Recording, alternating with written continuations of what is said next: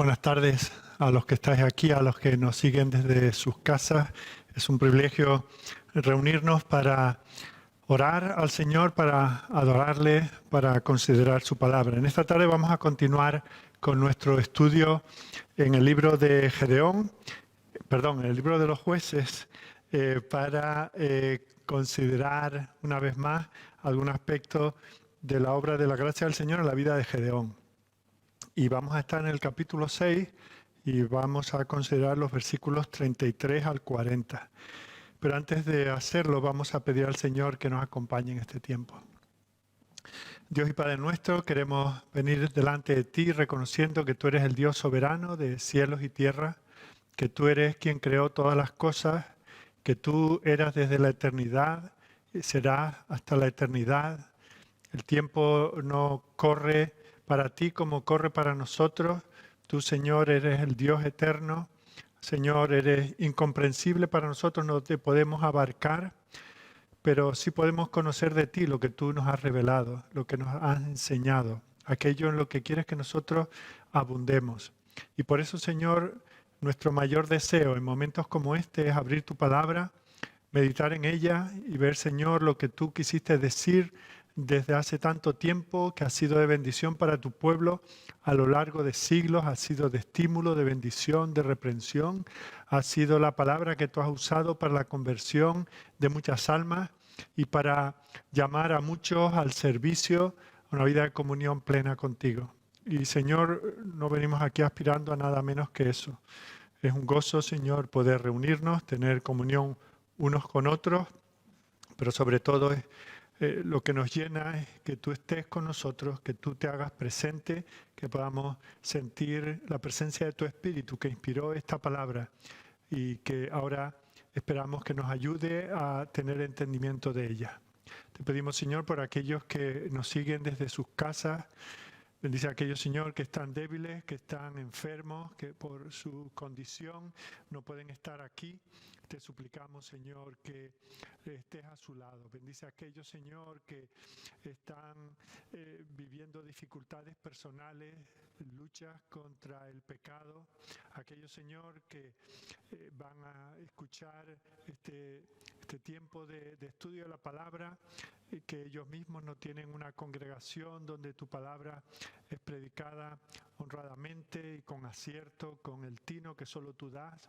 Señor, bendícelos. No queremos animar a nadie a abandonar sus congregaciones, Señor, pero sabemos que hay lugares donde tu palabra no se predica con claridad, solamente se predica centrada en el hombre y con intereses, Señor, tal vez que deberían dar vergüenza a quienes lo hacen. Te pedimos por ellos, Señor, que tú levantes en los lugares donde ellos viven iglesias, predicadores y personas, Señor, hambrientas, sedientas de ti y deseosas de indagar para dar a conocer y para vivir tu palabra.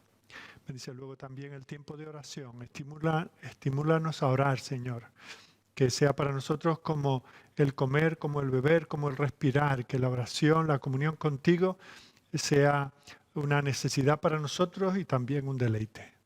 Señor, estas cosas que no merecemos, pero que necesitamos, te las pedimos en el nombre de tu Hijo. Amén. Bueno, como os decía hace un momento, vamos al libro de los jueces, capítulo 6, y vamos a considerar los versículos 33 al 40. Hoy vamos a hablar de las dudas de Gedeón. Y voy a leer este pasaje en la Nueva Versión Internacional de las Escrituras. Y así habla el Señor. Todos los madianitas y amalecitas y otros pueblos del oriente se aliaron y cruzaron el Jordán, acampando en el valle de Jezreel. Entonces Gedeón, poseído por el Espíritu del Señor, tocó la trompeta, y todos los del clan de Abiezer fueron convocados a seguirlo. Envió mensajeros a toda la tribu de Manasés, convocándolos para que los siguieran, y además los envió a Aser, Zabulón y Neftalí, de modo que también estos se le unieron. Gedeón le dijo a Dios: si has de salvar a Israel por mi conducto, como has prometido, mira, tenderé un vellón de lana en la era, sobre el suelo. Si el rocío cae solo sobre el vellón y todo el suelo alrededor queda seco, Entonces sabré que salvarás a Israel por mi conducto, como prometiste. Y así sucedió. Al día siguiente, Gedeón se levantó temprano, exprimió el vellón para sacarle el rocío y llenó una taza de agua. Entonces Gedeón le dijo a Dios: no te enojes conmigo, déjame hacer solo una petición más. Permíteme hacer una prueba más con el vellón. Esta vez haz que solo el vellón quede seco y que todo el suelo quede cubierto de rocío. Así lo hizo Dios aquella noche. Solo el vellón quedó seco, mientras que todo el suelo estaba cubierto de rocío. Amén. Bueno, hemos visto en semanas anteriores cómo Dios está en ese proceso de adiestrar a Gedeón para ser el próximo libertador de su pueblo, del pueblo de Israel. Y como parte de su entrenamiento, Dios le había pedido a Gedeón que destruyera el altar de Baal y que en su lugar construyera un lugar alto, un altar para el Señor. Y vemos cómo Gedeón superó aquella prueba, diríamos, con buena nota, y vemos cómo hizo todo lo que el Señor le había dicho. Y el Señor se gozó con ello, pero aparentemente solo el Señor, porque la gente que estaba a su alrededor se molestó con ello. Así que había destruido a su ídolo y ellos querían destruirlo a él. Así que se reunieron para ir a matarlo. Y ahí vemos cómo el padre de Gedeón se enfrentó a sus paisanos, a la gente de su pueblo, y defendió a su hijo por aquel acto que había hecho. Y fijaos cómo ese coraje que Gedeón tuvo animó a su padre a creer en el verdadero Dios, de tal manera que aquel hombre que había tenido un animal preparado especialmente para ofrecerlo a su ídolo, ahora estaba defendiendo al Dios verdadero. Y vemos cómo esa fe de Gedeón actuó para ser un escaparate de la gloria del Señor, de tal manera que aún su padre también creyó. Bueno, pues eso fue la primera prueba, una prueba pública. Y ahora el Señor, ya digo, todo esto forma parte del entrenamiento de Gedeón para la gran obra que el Señor le va a llamar a hacer en su vida. Así que Dios le está probando en lo público, pero hoy vamos a ver la prueba que le da Dios a Gedeón en lo privado. Y en este caso, la prueba no va a venir de Dios a Gedeón, sino más bien viene de Gedeón a Dios. Y con eso Dios también le está probando. Ya el Señor, aquel hombre que estaba escondiéndose, acobardado como el resto de su pueblo, el Señor lo reconoce como un hombre de valor y coraje. Y ya el Señor así lo declara. Él demostró tenerlo, pero ahora lo vamos a ver que mezclado con ese valor, con ese coraje, también muestra en lo privado, muestra una clara falta de fe. Y tenemos que saber que lo que somos en realidad es lo que somos en lo privado. Lamentablemente muchas personas, y si somos honrados, tenemos que reconocernos nosotros mismos dentro de esa categoría. Somos de una manera delante de otros y de otra manera cuando estamos solos. Pero somos realmente como somos cuando estamos solos, cuando estamos en lo privado, porque en público podemos hacer 1000 cosas diferentes. Como el camaleón, podemos adaptarnos para caer bien aquí, allá, con una persona que tiene unos criterios y con otra que tiene los contrarios. Pero el Señor nos conoce en lo íntimo de nuestro corazón y ahí es donde Él nos va a poner a prueba, como en este caso a Gedeón, va a probarlo en el ámbito de lo privado.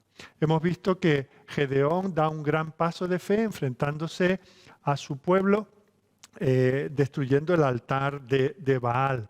Es cierto que lo hizo de noche por temor a su familia y a sus vecinos, pero de una manera o de otra hizo lo que el Señor le había mandado a hacer. Ahora, lo que hemos leído hoy es algo que ocurre aparte del ojo público. Allí él había ido con 10 hombres y lo que había hecho, de alguna manera, salió a la luz, quedó en el ámbito de lo público. Pero lo que hemos leído hoy ocurre en el ámbito de lo privado, apartado de la vista de los hombres. ¿Y qué es lo que vemos aquí? Pues a un hombre inseguro, a un hombre temeroso. El hombre de coraje y de valor en lo público, cuando está solo delante de Dios, se manifiesta lleno de temor. Y a ese es al Gedeón que vamos a ver. Ya sabemos de qué es capaz cuando es puesto en la palestra, en el escenario, pero vamos a ver lo que podemos aprender para nuestras vidas. Recordemos que siempre que estudiamos en las Escrituras algunos de estos hombres o mujeres que el Señor usó, no estamos aquí para criticarlos y para aplaudirles o abuchearles, sino porque en ello está reflejada la obra de Cristo, que es aquel todo suficiente donde los hombres fallan. Él no falló, pero al mismo tiempo, si hemos de ver algún defecto, pues ese es nuestro defecto. Y espero que todos podamos vernos reflejados en la vida de Gedeón. Lo primero que vamos a ver es su fe. Volvemos al versículo 33 y dice: pero todos los madianitas y amalecitas y los del oriente se juntaron a una y pasando acamparon en el valle de Jezreel. Entonces el espíritu de Jehová vino sobre Gedeón, y cuando éste tocó el cuerno, los abiezeritas se reunieron con él. Fijaos que esta escena comienza con este joven Gedeón lleno de energía y de entusiasmo por la victoria que ha tenido recientemente, y da otro paso de fe. Vemos cómo se prepara para la guerra. Aquel que el Señor había llamado anteriormente varón esforzado y valiente es el que nos encontramos aquí. Y lo encontramos delante del enemigo. Es lo primero que se nos presenta aquí. ¿Quién es el enemigo? Pues para eso tenemos que ver en el versículo 11, se nos dice que era el tiempo de la cosecha. Recordemos que lo hemos visto allí trillando a escondidas, pero al fin y al cabo trillando, recolectando la cosecha. Y se nos dice que en los últimos 7 años, no fue un año, fueron 7 años, los madianitas y sus aliados han hecho de Israel su despensa privada. Esperan a que esta gente siembre, cuide el campo, recojan el fruto y cuando ya lo tienen en el granero, vienen ellos y se sirven. Todo eso, como nos dice en el versículo 1 del capítulo 6, porque habían hecho lo malo ante los ojos de Dios y Dios los había entregado. O sea, no es un mal gratuito que les viene, es por causa de su pecado. Y vemos cómo eso sucedía un año tras otro hasta que estaban en la indigencia, en la pobreza más grande. Lo dice en los versículos 3 en adelante y es un contexto que no necesitamos leer porque lo hemos visto anteriormente. Y ahora en el versículo 33 de este capítulo 6 dice que todos los madianitas y amalecitas y los del oriente se juntaron a una y pasaron y pasando acamparon en el valle de Jezreel. Fijaos que se habla no solamente de qué pueblos son, sino que se habla del número de ellos. Mirad el versículo 12 del capítulo 7. Los madianitas, los amalecitas y los hijos del oriente estaban tendidos en el valle como langostas en multitud. Y sus camellos eran innumerables como la arena que está a la ribera del mar en multitud. Y si vamos al capítulo 8, versículo 10, vemos que si sumamos, nos damos cuenta que eran 135.000 hombres. Dice allí, Seba y Salmuna estaban en Carcor y con ellos su ejército como de 15.000 hombres, y sumando 15.000 hombres, todos los que habían quedado de todo el ejército de los hijos del oriente, pues habían caído 120.000 hombres que sacaban espada. A estas alturas ya había, esto es mirando hacia atrás, habían muerto 120.000, y quedaban otros 15.000, con lo cual Gedeón va a tener que enfrentarse a un ejército que son varias naciones reunidas de 135.000 hombres. Luego se nos dice dónde ocurrió, no es una información innecesaria, era en el valle de Jezreel, el valle más grande y más fértil de Israel, lo que podríamos llamar el granero de Israel. Allí era la gran producción de la cual se alimentaba toda la nación. De tal manera que si el enemigo entraba, invadía y se llevaba esa cosecha, es que no podía decir, bueno, aquí nos han robado, véndenos tú o ya te lo devolveremos el año que viene. Es que se quedaba con toda la producción de grano de Israel. Y vemos como lo que sucede es que ya hemos identificado al enemigo y ahora mirad lo que hace Gedeón. Versículo 34 del capítulo 6 en la segunda parte. Entonces el Espíritu de Jehová vino sobre Gedeón y cuando éste tocó el cuerno, los abiezeritas se reunieron con él. Fijaos que de nuevo aquí está el Gedeón actuando en público, que tiene el varón y el coraje de hacer algo que en 7 años no ha habido otro que se atreva a hacer lo que él está haciendo. En 7 años, la trompeta que sonaba para llamar a la guerra no había sonado. Nadie se atrevía a tocarla porque nadie estaba dispuesto a ir a defender su tierra, su familia y su nación. Ni un solo hombre había hecho eso. Pero vemos aquí como Gedeón está dispuesto a hacer la labor que se le ha asignado. Así que se prepara, calienta un poco los labios y hace sonar la trompeta convocando a sus compañeros.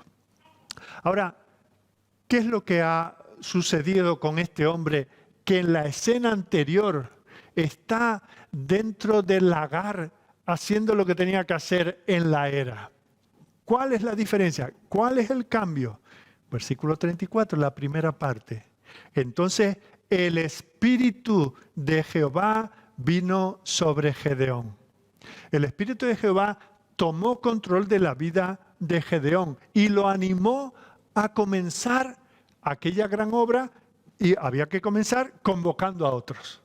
Pero fijaos, algo que parece, bueno, simplemente tocar la trompeta. Sí, pero es que nadie lo había hecho hasta ahí. Hacerla sonar era llamar, convocar a todos los hombres a venir a la batalla. Este no parece ser el mismo hombre que habíamos visto anteriormente, aquel hombre derrotado, desilusionado, desanimado, lleno de dudas. No, aquí lo vemos decidido, atrevido, lleno de coraje, desafiante y resuelto. Y la palabra de Dios nos dice que la diferencia la había hecho el Espíritu del Señor. En los versículos 11 al 24 vemos cómo él había tenido un encuentro con el Señor y el Señor le había instado, le había animado, le había impulsado a obedecer a su palabra. Ahora su vida estaba bajo el control del Espíritu del Señor. Y fijaos que eso es lo que ocurre en la vida de cualquier persona. Cuando el Espíritu de Dios está en nosotros, somos capaces de hacer cosas que no pensábamos que éramos capaces de hacer cuando no teníamos una comunión íntima con Él. Él está siendo transformado. ¿Por qué? Porque está bajo el control del Espíritu del Señor. Tenemos que recordar que eso es lo que sucede con nosotros. Y pensemos, porque a veces nos olvidamos que el Espíritu del Señor es el Señor mismo. No es que Él sople, nos dé un ánimo como cuando las personas van a que un animador de estos, un psicólogo o un coach de estos que se estilan tanto ahora, van y te meten 4 ideas en la cabeza y eso te llena de coraje y valor. No, es Dios habitando en nosotros. Eso es lo que nos dice el Nuevo Testamento. Somos los cristianos, somos el templo de Dios, el Espíritu de Dios. Dios mismo está con nosotros. Dice el apóstol Pablo en Efesios 2:21, en quien todo el edificio bien coordinado va creciendo para ser un templo santo en el Señor, en quien todos vosotros también estáis juntamente edificados para morada de Dios en el Espíritu. En Corintios también nos habla, ¿verdad?, de que nuestro cuerpo es templo del Espíritu Santo. Dios mora en nosotros. Y lo que no se nos ocurría, no tendríamos el valor de hacer por nosotros mismos, somos llenos de ese valor que da el Señor. Y es por eso que Pablo dice, sabéis que hay muchas personas que para atreverse a hacer ciertas cosas que le dan vergüenza o que les preocupan demasiado, pues tienen que recurrir a ciertos elementos, a tomar ciertas bebidas o ciertas drogas o ciertas cosas para animarse a hacer cosas que no se atreven a hacer sobrios. Y el apóstol Pablo nos dice ahí en la carta a los Efesios, vosotros no necesitáis ningún tipo de bebidas espirituosas para tener valor. Dejad eso, sed llenos del Espíritu Santo. Eso es lo que le ocurre a Gedeón. aquel hombre tembloroso, cuando está lleno del Espíritu del Señor, coge la trompeta y se pone a llamar a sus compañeros para ir a la guerra. Nosotros no vivimos conforme a la carne, sino conforme al Espíritu. Si es que el Espíritu de Dios está en nosotros, como diría el apóstol Pablo. Y todos, fijaos que esto no es una cosa de un individuo.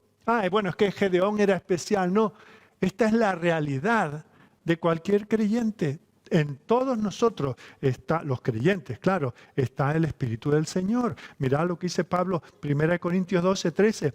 Porque por un solo Espíritu fuimos todos bautizados en un cuerpo, sean judíos o griegos, sean esclavos o libres, y a todos se nos dio a beber de un mismo espíritu. Así que nadie se vaya de aquí esta tarde pensando, ojalá sea como esos cristianos super cristianas, a los cuales les cae la suerte de que el Espíritu de Dios está con ellos, y yo soy un cristiano a pie que no tengo eso. No, eso es la porción de todo creyente. Y cuando nosotros estamos llenos, poseídos, cuando el Espíritu de Dios habita en nosotros, entonces podremos dejar las dudas y dejar el temor y hacer lo que el Señor nos llama. ¿Por qué? Porque Él no solamente está en nosotros, sino que nos capacita para hacer nuestra tarea.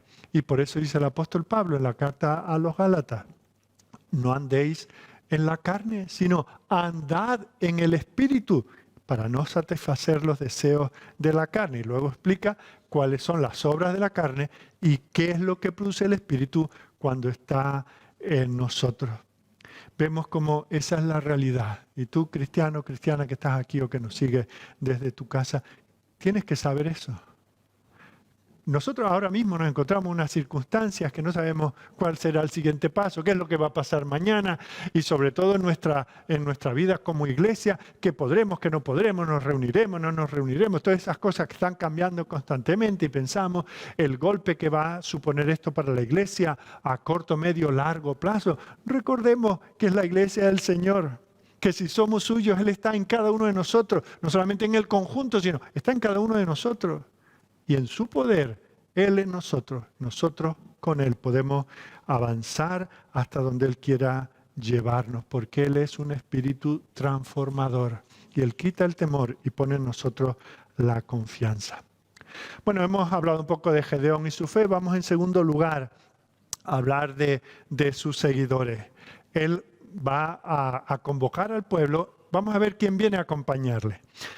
La respuesta está en los versículos 34 y 35. Al final del 34, del capítulo 6, dice, los abiezeritas se reunieron con él y envió mensajeros. Claro, la trompeta se oía pues a no sé cuántos metros, ¿verdad? No se oía por todo Israel.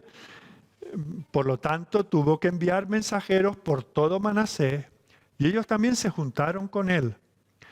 Asimismo envió mensajeros a Aser, a Zabulón y a Neftalí, los cuales salieron a encontrarle. Fijaros, él hace sonar la trompeta y la gente empieza a unirse a él. Ahora, ¿quiénes son? Fijaos, ¿quiénes son los primeros que responden? Los abiezeritas. Bueno, de esta gente no sabemos mucho, pero sabemos un detalle importante. Los abiezeritas son los vecinos de Gedeón, son el propio clan de Gedeón.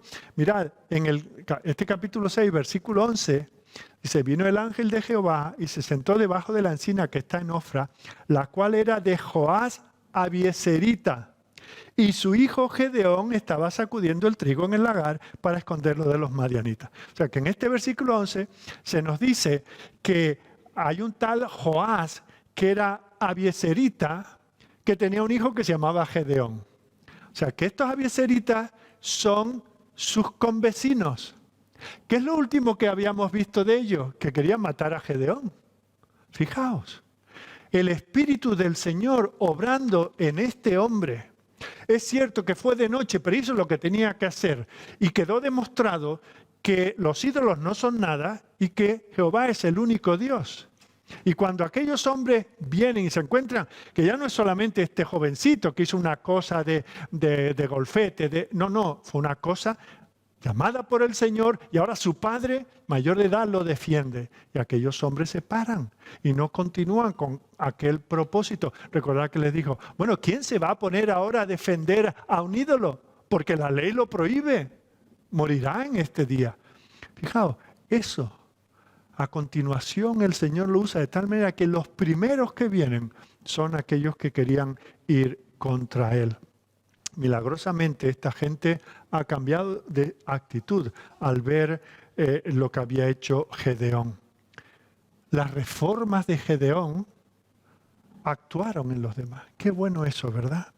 Ahora son gente cambiada, son gente dispuestos a seguir a aquel que hace solo un poco de tiempo han querido matar.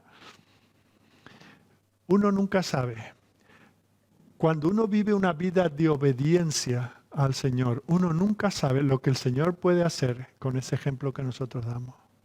Y podemos pensar, los que estáis criando hijos, ¿verdad? Podemos pensar en la lucha que hay que tener cada día para disciplinarlos y amonestarlos en la palabra del Señor. Y es un día y otro, y un mes y otro, y un año y otro, y parece que no hay fruto de eso. Fijaos, la fidelidad de este hombre, el mantenerse firme, a veces el dar disgusto. Él le dio el mayor disgusto de su vida a todos estos abiezeritas.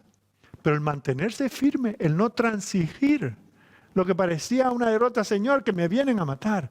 Tú estate ahí, está firme, yo estoy contigo, mi espíritu está contigo.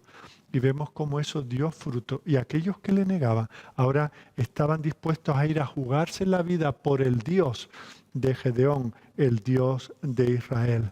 Ese es nuestro deber, tener un compromiso valiente en el Señor. El Señor nos va a usar según nosotros nos entreguemos a Él. Y tenemos cantidad de ejemplos en las Escrituras por causa del tiempo, pero no vamos a verlo. Pero os animo, si luego queréis en casa, en leer 2 de Crónicas capítulo 15, el rey Asa, vemos como también por un acto de él que parece algo menor, hizo que todo el pueblo cambiase. Dice, porque muchos en Israel se habían pasado a él viendo que Jehová Dios estaba con él. Aún los enemigos se vuelven del lado del Señor. Lo vemos en el libro de los Hechos, ¿verdad? Como en el capítulo 4 se habla de los sacerdotes, de los principales, de los judíos, como querían matar a los discípulos, pero viendo algunas maravillas que hacían. Dice que algunos sacerdotes se convirtieron. Extrañísimo, ¿verdad? Pero no nos debería extrañar. La fidelidad de un hombre, de una mujer del Señor es un ejemplo, es una ilustración para otro. Y eso es lo que nosotros estamos llamados a hacer. No siempre lo vamos a ver rápidamente y la gente no está deseando, dice, estoy deseando verte a ti para seguir tu ejemplo. No va a ser así. Y abrirnos paso en este mundo de pecado con un testimonio claro del Señor en nosotros no va a ser bienvenido. Nos van a decir que lo hacemos por esto, por otro, van a interpretar mal lo que hacemos. Pero el Señor puede obrar como lo hizo en la vida de aquellos abiezeritas. Así que, ¿quién siguió a Gedeón? Bueno, estos hombres cercanos. Pero luego nos dice en el versículo 35 que envió por todo Manasés, por Aser, Zabulón y Neftalí, los cuales salieron a encontrarlos. Vemos como otros son animados, los más cercanos y los más lejanos, para que vengan a la batalla. Y no todas, pero varias de las tribus responden a su convocatoria. De tal manera que ahora ya, fijaos, lo que comienza un solo hombre, ahora ya son 32,000. Capítulo 7, versículo 3. Ahora pues haz pregonar en oídos del pueblo diciendo, quien tema y se estremezca, madrugue y devuélvase desde el monte de Galaad. Y se devolvieron de los del pueblo 22,000 y quedaron 10,000. Fijaos, vienen 32,000, luego hay una primera selección, dice, los que tengan miedo y tal, que han venido y tal. Cuando ya saben a lo que se van a enfrentar, algunos se desaniman y se van. Pero en principio hay 32,000 que vienen.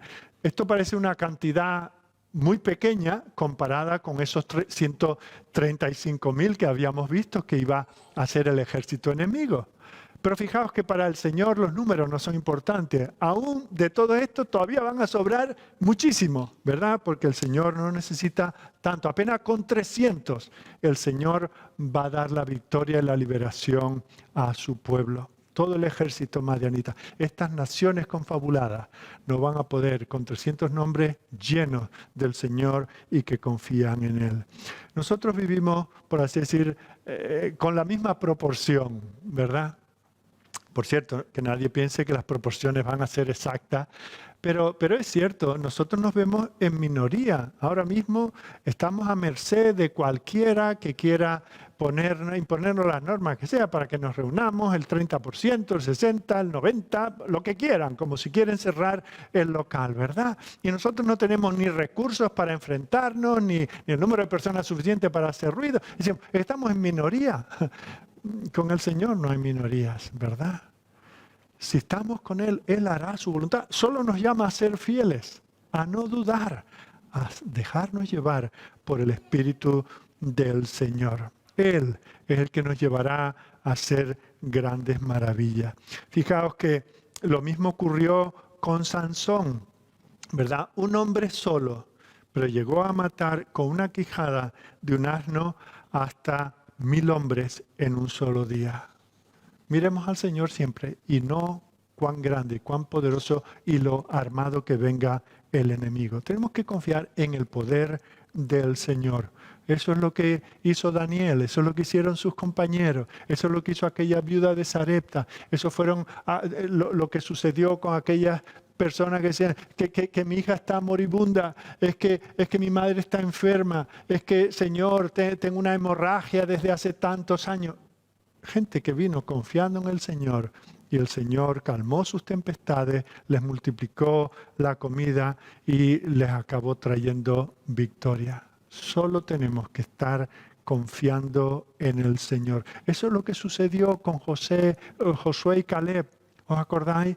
Fueron como espías con otros 10, vieron la tierra, tenían razón en lo que dijeron. La tierra era bien pertrechada, amurallada, la gente preparada para la defensa, pero se olvidaron de que quien los enviaba era el Dios Todopoderoso.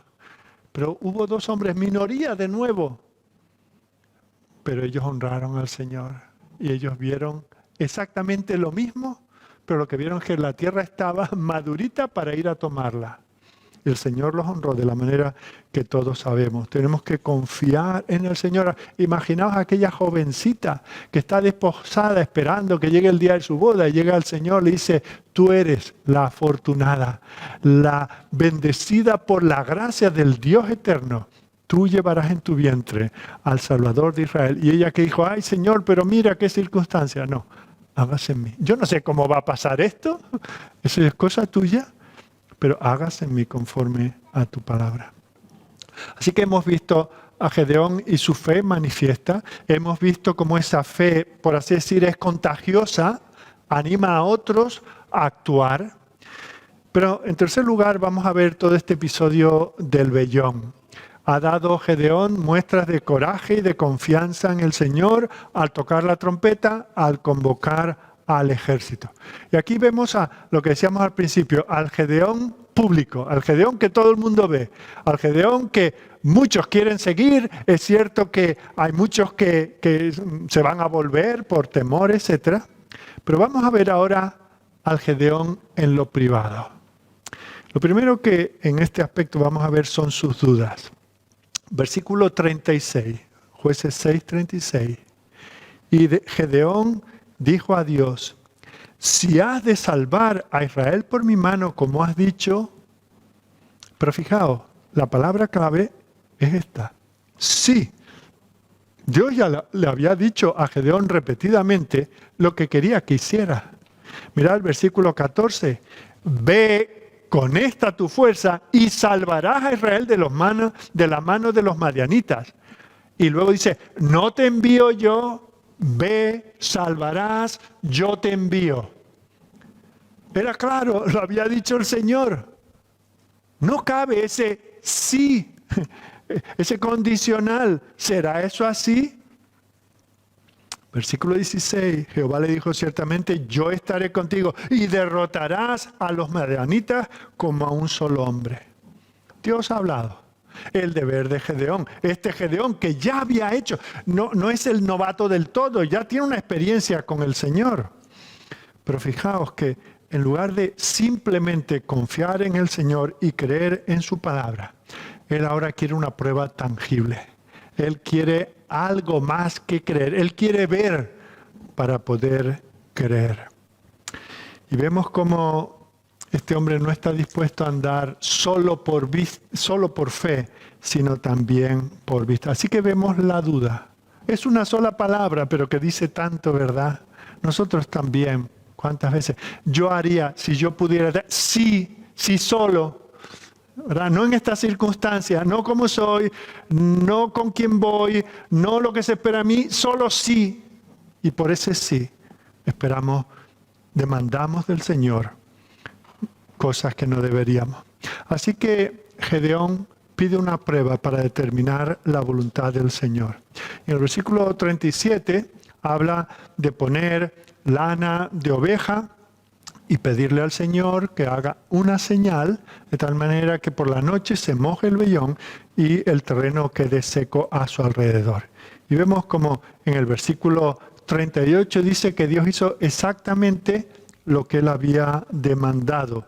Aconteció así, versículo 38, pues cuando se levantó de mañana, exprimió el vellón y sacó de él el rocío, un tazón lleno de agua. Fijaos, le ha demandado al Señor una prueba. Y el Señor es tan misericordioso que lo hace. Pero fijaos, todavía eso no convence a Gedeón. En el fondo hay una raíz de desobediencia. No te mando yo, no te he dicho tú vencerás, no te he dicho ve en esta mi fuerza. Y todavía tú me preguntas sí, y todavía me pides una prueba, y te complazco con ello, y todavía te parece poco, Gedeón.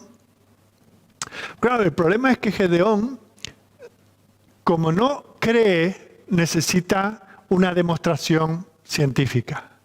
Y claro, él se pone a pensar, y dice, bueno, por la noche hay un rocío, suele caer, ¿verdad? Un rocío sobre la tierra. Y se queda, ¿verdad? Si salimos por la mañana, vemos en el coche, por ejemplo, muchas mañanas está el parabrisas del coche empapado de agua. Otras cosas las vemos secas, pero ¿por qué el parabrisas de mi coche? Que lo lavé ayer, ¿verdad? Bueno, pues hay superficies donde se queda el rocío al pasar, se queda. Entonces él dice, bueno, esto pudo ser simplemente un efecto natural. Estaba el vellón, cada filamento, cada hebrita, cada pelito de lana absorbió la humedad en otro sitio, se ha secado, aquí está. O sea que pide una prueba, el Señor se la da, pero luego, es que la ciencia dice, aquí tiene él una lucha, ¿verdad? Aparentemente, esto no satisface a Gedeón, por lo tanto, vuelve a cuestionar el llamamiento de Dios. Señor, ¿será verdad que tú quieres que yo vaya? ¿Será verdad que me tengo que enfrentar al enemigo? Jugarme la vida. Tú me has dicho, yo tenía que creer. Tú has prometido, dalo por hecho, Gedeón. Pero vemos cómo había creído la palabra, pero ahora hace, por así decir, perder el tiempo al Señor, 2 días perdidos, mientras tanto allí están los enemigos haciéndose con el trigo, el grano de la tierra, y él jugando a estas cosas, jugando al Señor al juego del vellón. Y quisiera detenerme unos momentos a hablar de este asunto de poner el vellón, ¿verdad? Porque conozco a muchas personas que para tomar una decisión, es que he puesto un vellón al Señor, no sé si tal vez alguno de vosotros, algunos de los que nos sigan desde casa, pero yo entre cristianos lo he oído tantas veces, estoy poniendo el vellón, he puesto el vellón. O cuando hablan de una historia pasada, o sea, en aquel tiempo no sabía si debería casarme con fulanita, así que puse un vellón, no sabía si venirme a España, así que puse un vellón, no sabía si trasladarme, puse un vellón, ¿verdad? De una manera o de otra hemos puesto a prueba al Señor. Fijaos que al hacer esto, le hemos dictado al Señor lo que nosotros creemos que Él tiene que hacer para demostrarnos. No nos vale su palabra, no nos vale su promesa, no nos vale que el Espíritu de Dios está con nosotros. Tenemos que poner a prueba al Señor. Y todavía esperamos que el Señor se agrade con ello. Fijaos que no nos basta la palabra. Es decir, Señor, sí, tú has dicho, tú has prometido, tú eres fiel, tú eres creíble, pero, el problema es lo que viene después del pero, ¿no? Todo lo que digamos antes no vale nada. Él puede ser el Dios Todopoderoso, el Dios que siempre cumple su voluntad, pero, ¿verdad? Yo tengo mi duda. Y fijaos que nos dice la Escritura en Romanos 1:17 que en el Evangelio la justicia se revela por fe y para fe. Se trata de confiar, de creer. Eso fue el problema que tuvo Adán, el problema que tuvo Eva. No creyeron al Señor. El Señor había sido muy claro, muy explícito. No tenían que pensar, o sea, que solo podemos comer de este árbol, toda la vida de este árbol, o será todos los de esta especie, será o los árboles de esta especie en esta época del año. No, el mandato era muy claro, estaba muy señalado, no había duda, pero ellos quisieron tentar al Señor. El problema es que cuando, incluso a veces pensamos que esto va a agradar al Señor, el que nosotros no partamos con la primera, sino pongamos un vellón al Señor. Pero ¿qué es lo que dice el Señor? Sin fe, no dice sin pruebas, no, sin fe es imposible agradar a Dios, porque es necesario que el que se acerca a Dios crea que le hay y que es galardón de los que le buscan. En Romanos capítulo 14, versículo 23 dice el apóstol, pero el que duda sobre lo que come es condenado porque no lo hace con fe. El que duda no lo hace con fe. Nosotros tenemos que confiar que el Señor que nos llama va a estar con nosotros y guiarnos toda la vida. Eso es lo que entendió el salmista, por ejemplo, en el Salmo 32:8 dice, te haré entender y te enseñaré el camino en que debes andar. Sobre ti fijaré mis ojos. Salmo 37:23. Por Jehová son ordenados los pasos del hombre y él aprueba su camino. Cuando el hombre cayere no quedará postrado, porque Jehová sostiene su mano. O sea que uno de los problemas de Gedeón es la falta de fe.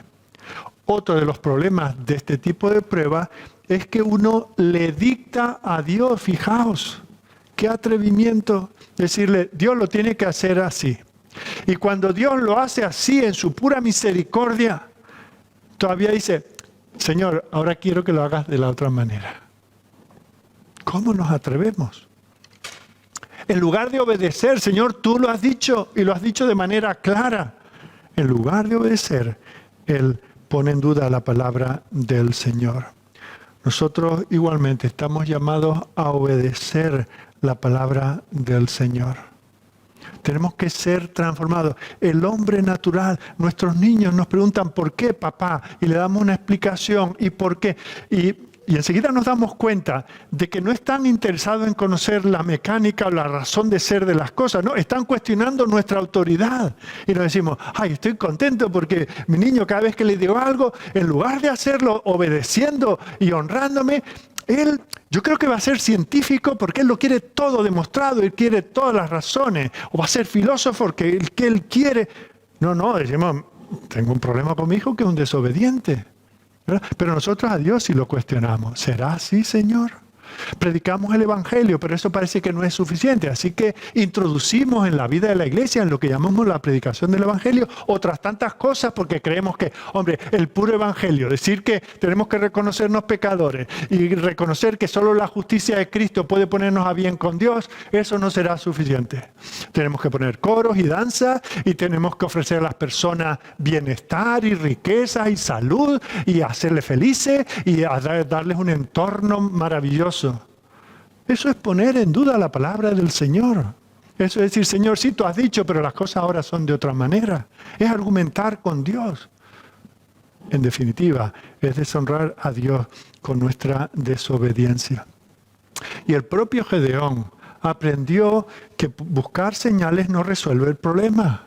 La primera vez vio el vellón mojado, pero no estaba seguro que no fuese simplemente un fenómeno natural, sino que fuese cosa de Dios. ¿Fue Dios o fue el rocío de la noche simplemente? Así que, fijaos, después de esa primera prueba, Gedeón no tenía más certidumbre que el día anterior. Tenía la palabra y tenía una prueba, pero no tenía más certidumbre. Esas pruebas que nosotros ponemos al Señor no van a añadir a nuestra fe. No vamos a creer más al Señor. Seguía teniendo las promesas, pero sus dudas habían aumentado. Y eso pasa con nosotros. Nosotros poniendo pruebas estamos creando dudas. Fijaos, imaginaos que alguien dice, no sé si entrar en esta relación. Si fulanito me llama antes de las 6 de la tarde, es que tengo que decirle que sí. Y entonces va y me llama a las 6:03. ¿Cómo interpreto yo eso? Bueno, cuando dije las 6 en punto, era alrededor de las 6. ¿Será que sí o será que no? ¿O será que tengo el reloj mal? ¿Verdad? Una prueba de este tipo no nos va a ayudar. Tenemos que confiar en el Señor. Señor, quiero comprarme este coche. Si el próximo coche que pase por delante de mi ventana es este, es que me lo tengo que comprar. Y pasa, pero claro, pasa el modelo de hace 10 años y de 4 puertas, yo lo quería de 2, y con los cristales blancos, yo los quería tintados. Al final solo estoy buscando que se haga mi voluntad como yo quiero, y si no, me pongo a razonar esas pruebas. Y eso lo hemos visto, sobre todo con jóvenes, jovencitos y jovencitas, que el Señor les dice claramente, por ejemplo, no os unáis en yugo desigual con los incrédulos. Y ahí están con sus amigos incrédulos para arriba y para abajo, quedando, entrando y saliendo. Y en esos contextos conocen a un chico, una chica que es un enemigo de Cristo, pero esperan que en ese caso, es que yo lo voy a evangelizar. Y Señor, si tú me lo has puesto en el camino, ¿será que quieres que yo lo traiga a la iglesia? Y el chico o la chica por ti viene 1 o 2 veces a la iglesia, ya lo tengo medio convertido, ¿verdad?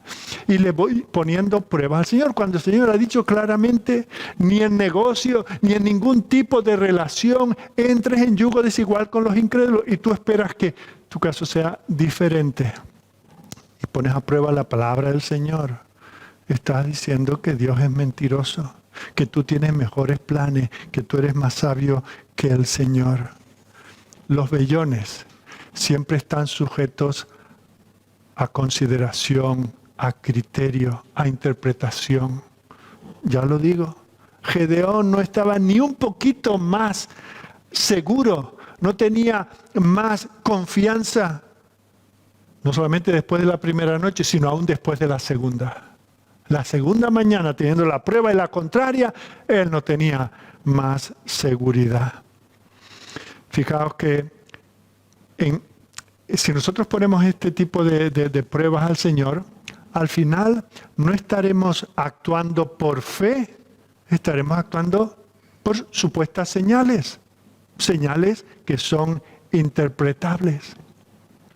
El Señor, habíamos visto, que a Gedeón le visitó, su espíritu estaba en él. Y esa es la manera en que el Señor nos guía. No necesitamos más señales. Dios nos guía por su espíritu. Mira, Juan 16:13. Cuando venga el Espíritu de verdad, Él os guiará a toda la verdad. Porque no hablará por su propia cuenta, sino que hablará todo lo que oyere y os hará saber las cosas que habrán de venir. Bueno, ¿y qué instrumento usa el Espíritu? ¿Voy a tener un éxtasis? ¿Voy a tener una visión? ¿Voy a tener un sueño? No. Él ya ha dejado su palabra. Él ha inspirado su palabra. Lámpara, dice el salmista, lámpara es a mis pies tu palabra y lumbrera a mi camino. Tenemos su palabra, por la cual nosotros podemos saber cuál es el camino del Señor. Y eso es lo que nos trae paz. Señor, estoy siguiendo tu palabra. Estoy dejándome llevar no por emociones personales, no por pruebas que yo te pongo, me estoy dejando llevar por tu palabra. Y eso trae paz a nuestros corazones, eso trae confianza. Eso es lo que dice Pablo en Colosenses 3:15. Y la paz de Dios gobierne en vuestros corazones. Fijaos, Gedeón no tiene paz. Gedeón tiene lucha. Tiene una lucha interna. ¿Será o no será? ¿Será cosa mía? Lo he visto, lo he oído, me lo ha dicho el Señor. ¿Es una invención? Tiene esa lucha hasta que se rinde y tiene paz con el Señor. Vemos cómo no podemos apenas hablar los unos con los otros. ¿Cómo vamos a tener una confidencia? ¿Cómo se va a atrever el hermano a preguntarme sobre mi andar en el Señor para poder decir, yo no estoy seguro de que eso sea así, mira lo que dice aquí la palabra del Señor, vamos a consultar con nuestros ancianos, ¿verdad? Por eso estamos viviendo esta deficiencia. Y por eso tenemos que orar para que el Señor nos permita pasar de nuevo a una vida plena de comunión los unos con los otros, porque ahí en la multitud de consejeros está la sabiduría. Eso es lo que nos debe llevar a nosotros a confiar en el Señor. Y entonces nuestra vivencia estará de acuerdo con su palabra. No necesitamos vellones para determinar la voluntad del Señor, simplemente tener el oído en torno a la palabra del Señor. Tenemos que andar por fe, confiando en el Señor. Y fijaos que esto incluso le trae una mala conciencia a Gedeón. Gedeón sabe que lo que está haciendo no está bien. Mirad el versículo 39. Él sabía que aquello estaba mal. Gedeón dijo a Dios, no se encienda tu ira contra mí, si aún hablar esta vez. Solamente probaré ahora otra vez con el vellón. Fijaos. Él sabe que lo que está haciendo no está bien. Y por eso dice, Señor, perdone, ya esto es ser un confianzudo. No es tener confianza, es ser un confianzudo.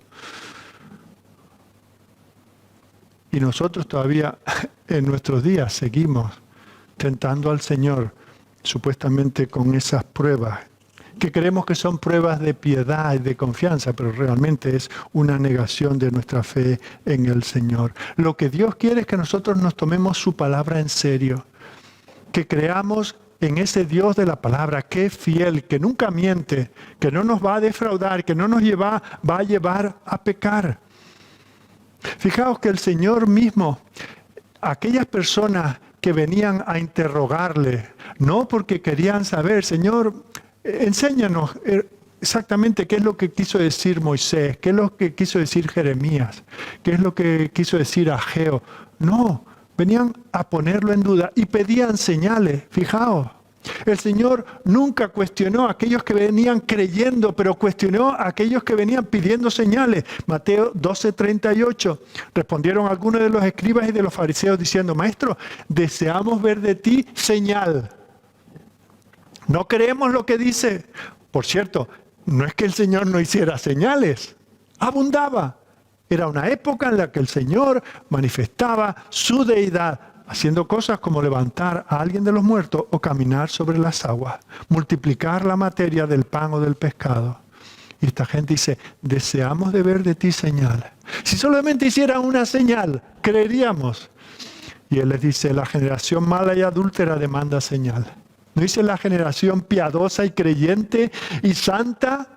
No, la generación mala y adúltera demanda señal. Pero señal no le será dada, sino la señal del profeta Jonás. Fijaos, nosotros tenemos la señal de las señales, que es la resurrección de Jesucristo entre los muertos. Ese es el milagro de milagros. No necesitamos vellones, no necesitamos que suceda nada, que el sol vuelva para atrás o que lo blanco se vuelva verde. No, no. La gran señal es que Jesucristo dijo que daría su vida y al tercer día la retomaría. Y eso lo hizo. Y sobre esa señal y sobre la palabra que lo había dicho y que ahora es confirmada desde lo alto, nosotros tenemos suficiente para coger la trompeta, convocar al pueblo del Señor y salir adelante en obediencia. Lo que el Señor quiere de nosotros son pasos de fe. Ya hemos visto en su vida pública, este es un ejemplo que aún sus enemigos acaban siguiendo. pero en su vida privada, este es un hombre que todavía tiene que madurar en la fe. No madurar en la religión o en la práctica, no, tiene que madurar en lo más básico, en la fe. Tiene que creer en el Señor. Y si eso ocurriera con nosotros, la iglesia estaría llena de poder. La iglesia glorificaría al Señor. Cada uno de nosotros seríamos un espejo de la gracia del Señor. Lo que el Señor puede hacer un pecador es obvio por lo que Él puede hacer en ti, lo que se ve en ti y lo que se ve en mí. Pidamos al Señor no milagros, no señales. Ni siquiera digamos, Señor, auméntame la fe. Señor, obra en mí, lléname de tu espíritu para que yo crea, para que no ponga pegas, para que no dude en su nombre, en la palabra que Él ha dado. Tengamos confianza. Él estará con nosotros. Él nos dará la victoria. Oremos. Señor, nuestro Dios, nuestro Padre, queremos darte gracias por esta enseñanza que hemos considerado en esta tarde. Señor, no queremos mirar a este hombre para hablar mal de él y decir, vaya hombre necio, vaya hombre incrédulo, vaya mal ejemplo. Porque podíamos cambiar su nombre por el de cada uno de nosotros y ver que nosotros también, con señales o sin ellas, dudamos de ti más de lo que creemos. Pensamos, Señor, que lo que dijiste en el pasado tal vez funcionaba en el pasado, pero que tu brazo se ha cortado, ha dejado de ser el Dios que cumple su palabra, el Dios omnipotente, y ahora eres un Dios corto, un Dios raquítico, un Dios que no puede lo que quisiera ser. Señor, perdónanos por ese pecado. Vivimos en tiempos, Señor, en que es necesario que nosotros brillemos en este mundo de incredulidad, en este mundo que se refugia en cualquier cosa con tal de huir de ti, de no creer en ti. Señor, que nosotros seamos un escaparate de hombres y mujeres que creen en la palabra que ha sido prometida, porque tú eres quien lo ha prometido. Señor, gracias por esa gran prueba, la resurrección de nuestro Señor Jesucristo. Gracias por los testigos, aquellos notarios, algunos voluntarios y otros sin querer, dan testimonio de que aquello es un hecho histórico. Ocurrió, Señor, para que nosotros no dudemos. Señor, que en esa confianza vivamos, que en esa confianza luchemos, y que en esa confianza entreguemos nuestras vidas a ti el día en que tú nos llames a tu presencia. De tal manera, Señor, que no seamos motivo de vergüenza para ti, sino que tú, Señor, te puedas gozar en nosotros, gloriar en nosotros, porque tu Espíritu ha producido en nosotros esa fe que es fruto del Espíritu de Dios en nosotros. Obra en nuestras vidas, Señor. Perdona nuestra incredulidad, y danos, Señor, que vivamos en esa fe plena. Es posible, Señor, nosotros lo queremos para nosotros, lo queremos para esta iglesia, lo queremos para tu pueblo en todo lugar. Te lo pedimos todo en el nombre de Jesucristo. Amén.